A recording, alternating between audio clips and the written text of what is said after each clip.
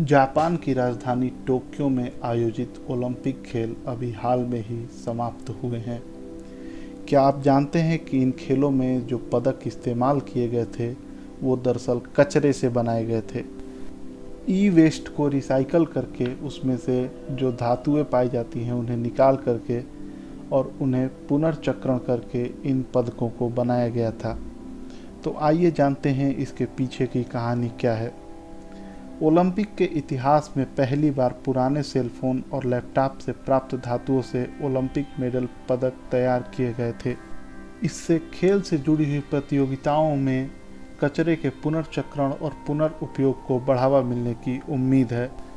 Olympic खेलों के इतिहास में पहली बार जो पदक दिए गए वे पुराने सेलफोन और लैपटॉप से प्राप्त धातुओं से बनाए गए थे। 2017 में खेलों की आयोजन समिति ने पुराने सेलफोन और लैपटॉप को इकट्ठा करने के लिए एक परियोजना शुरू कर दी थी। इस परियोजना के सफलता के लिए आयोजकों ने 30.3 किलो सोना, 4100 किलो चांदी और 2700 किलो कांस्य इकट्ठा किया। आयोजन समिति ने वक्त से पहले ही अपने लक्ष्य लगभग पूरे कर लिए थे। जून 2018 तक वे अपने कांस्य पदक के लिए पर्याप्त धातु जमा करने में सफल रहे थे और 2018 के अंत तक आयोजकों ने अपनी चांदी की 85% और अपने सोने की 90% आवश्यकताओं को पूरा कर लिया था।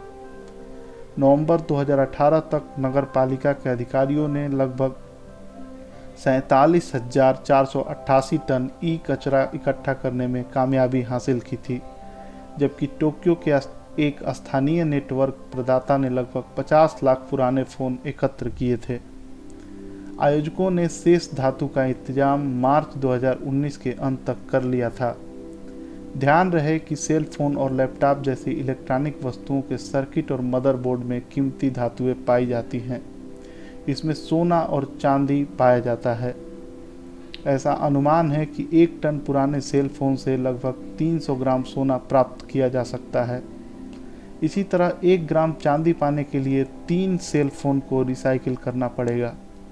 संयुक्त राष्ट्र ने चेतावनी दी है कि हर साल 40 मिलियन टन से अधिक ई कचरा पैदा होता है, लेकिन इस कचरे का 20% से भी कम रिसाइकिलिंग किया जाता है।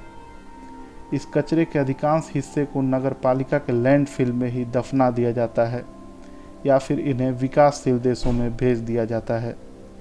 ध्यान रहे कि ऐसा ही कुछ 2016 के रियो ओलंपिक के खेलों के दौरान भी किया गया था। रियो में रजत और कांस्य पदकों में 30% रिसाइकिल्ड धातु का उपयोग किया गया था। यह मात्रा इस बार बढ़ाकर 100% कर दी गई है। तो ये कहानी थी कि किस तरीके से इस बार के ओलंपिक पदक बनाए गए थे। आपको ये स्टोरी कैसी लगी हमें कमेंट करके ज़रूर बताएं।